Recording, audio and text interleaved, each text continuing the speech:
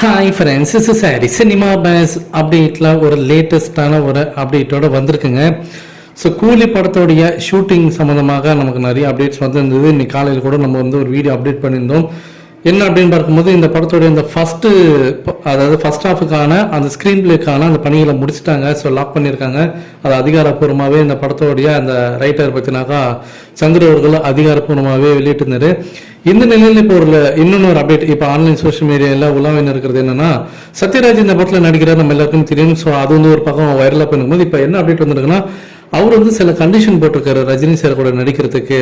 என்ன அப்படின்னு பார்த்தீங்கன்னாக்கா 2 கண்டிஷன். ஃபர்ஸ்ட் வந்து அவரோட கேரக்டர் வந்து ரொம்பவே ஸ்ட்ராங்காக இருக்கணும். சும்மா ஏனோ தானோ வந்துட்டு போகிற கேரக்டர் அவர் ரோலாக இருக்கக்கூடாது, ரொம்ப ஸ்ட்ராங்காக இருக்கணும். அதேமாரி ஸ்க்ரீன் பர்சன்ஸ் வந்து எப்போதுமே பார்த்தீங்கன்னாக்கா அவருடைய படங்கள் அவருக்கு வந்து தனித்துவமான ஸ்க்ரீன் ஷேரிங்லாம் பார்த்தீங்கன்னாக்கா இருக்கணும். ஸோ இப்போ ஹீரோ வேற யாராக இருந்தாலுமே அவருக்கு வந்து ஒரு இம்பார்ட்டன்ஸ் கொடுக்கக்கூடிய காட்சிகள்லாம் சில காட்சிகள் கண்டிப்பாக இருக்கணும் படத்தில் அப்படின்ற மாரி அவர் எப்போதுமே எதிர்பார்ப்பார். அந்த மாதிரி தான் அவர் நடிச்சுன்னு இருக்காரு. அதே போல் தான் இந்த படத்தில் ஈவந்தோ இது வந்து ரஜினி சாரோட படமாக இருந்தாலும் தன்னுடைய காட்சிகள்லாம் ரொம்ப அழுத்தமாக இருக்கணும், சும்மா ஏனோ தானாலும் வந்துட்டு போகிற மாதிரிலாம் இருக்கக்கூடாது அப்படின்ற மாரி அவர் வந்து சொல்லியிருக்கிறதாலும் அதுக்கு வந்து லோகேஷ் கனகராஜ் கண்டிப்பாக சூப்பராக பண்ணிடலாம் சார் அப்படின்ற மாதிரி சொல்லியிருக்காரு தான்.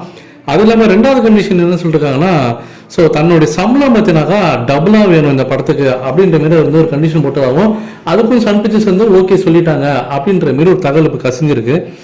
இதில் என்ன பொறுத்த வரைக்கும் என்னன்னாக்கா, அதில் ஃபர்ஸ்ட் கண்டிஷன் அவர் சொன்னது பார்த்தீங்களா, தன்னுடைய ரோல் வந்து ரொம்ப இம்பார்ட்டண்டாக இருக்கணும், ரொம்ப ஸ்ட்ராங்காக இருக்கணும், தன்னுடைய சீன்ஸ் வரக்கூடிய காட்சிகள்லாம் ரொம்ப ஒரு இம்பாக்ட்ஃபுல்லாக இருக்கணும்னு சொல்லியிருப்பாருனாக்கா அதை கூட நம்ம ஒத்துக்கலாம்.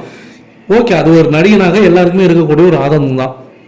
ஆனால் 2வது சொன்னாங்க பார்த்தீங்களா, தன்னுடைய சம்பளம் வந்து டபுள் ஆக்கி கேட்டாரு அப்படின்ற போலாம். எனக்கு அதில் வந்து உடன்பாடு இல்லை. அது வந்து மேபி ஒரு ரூமராக கூட இருக்கிறதுக்கு வாய்ப்புகள் இருக்கு. ஏன்னா சத்யராஜ் அந்த மாதிரி பண்ணுவாரான்றது எனக்கு தெரியல. ஸோ யாருமே வந்து ஒரு படம் வந்து நம்ம பிடிக்காத ஒருத்தவங்க கூட நடிச்சாலோ இல்லை நமக்கு வந்து கருத்து வேறுபாடு இருக்கக்கூடிய நடிச்சாலோ உடனே சம்பளத்தை அதிகமாக கேட்கறது அப்படி இருந்தால் தான் நான் ஒத்துப்பேன்னு சொல்றதெல்லாம் எனக்கு தெரிஞ்ச வாய்ப்பு இல்லைன்னு தான் தோணுது. உங்களுடைய கருத்துக்கள் என்ன இந்த 2 விஷயத்தை பொறுத்த வரைக்கும் அப்படின்றத மறக்காம கீழே சொல்லுங்க ஃப்ரெண்ட்ஸ்.